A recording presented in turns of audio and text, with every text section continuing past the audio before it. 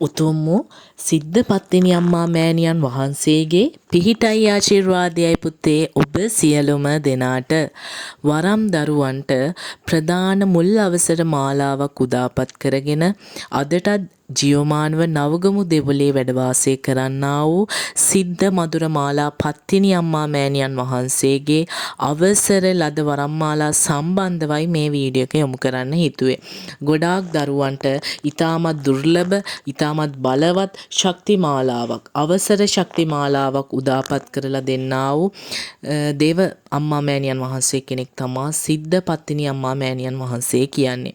එදා මෙදා තුර නරලෝක සත්වයන්ට එක හා සමානව අම්මා කෙනෙක් වගේ පිහිට ආශිර්වාදය උදාපත් කරන්නා වූ පත්තිනි අම්මා මෑණියන් වහන්සේගෙන් අවසර වරම් මාලාවක් ඔයාටත් ලැබිලා තියෙනවා නම් පුතේ ඔබ ඊටමත් පින්වත් දරුවෙක්.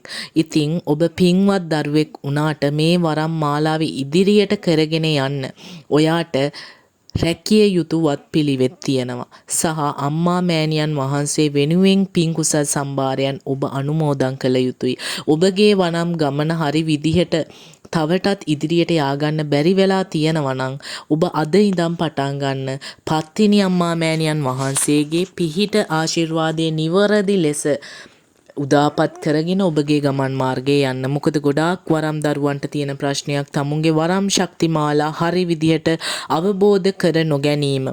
මොකද පත්තිනි අම්මා මෑණියන් වහන්සේගෙන් අවසර ශක්ති මාලාවක් උදාපත් වෙනවා නම් බොහෝ විට පුතේ උදාපත් වෙන්නේ සිහි වරම් මාලාවක් ලෙස. මෙහිදී සිහි වරම් මාලාවක් ලෙස වරම් මාලාවක් ශක්තියක් උදාපත් වෙද්දී ගොඩාක් දරුවන්ට මේ දේ හරි විදිහට අවබෝධ කරගන්න බැරි වෙනවා. මොකද සිහිය මනා ලෙස පවත්වා ගත යුතුයි සිහි වරම් මාලාවකදී. ඒ කියන්නේ ඔබගේ මනස එක්තැන් කරගත යුතුයි. කලබල නැති ශාන්ත විදිහට තමයි මේ ශක්ති මාලාව ඔබට උදාපත් වෙන්නේ. මෙහිදී පුතේ ඖෂධ වර්ම, නේත්‍රා වර්ම, චිත්ත මුණ්ඩ වර්ම ආදියෙන් ශක්ති මාලාව උදාපත් වෙනවා. ඒත් එක්කම පුතේ ප්‍රධාන වශයෙන් නාගපත්තිනි අම්මා මෑණියන් වහන්සේගේ නාග අවසර ශක්ති මාලාව උදාපත් වෙන අවස්ථාව තියෙනවා. ඉතින් මේ ශක්ති මාලාව උදාපත් වෙද්දී ඔය දරුවෝ මොනවද ඉදිරියට කරන්න ඕනේ? අනිවාර්යයෙන්ම ඔයාලා පංචශීලය රකින්න පුතේ.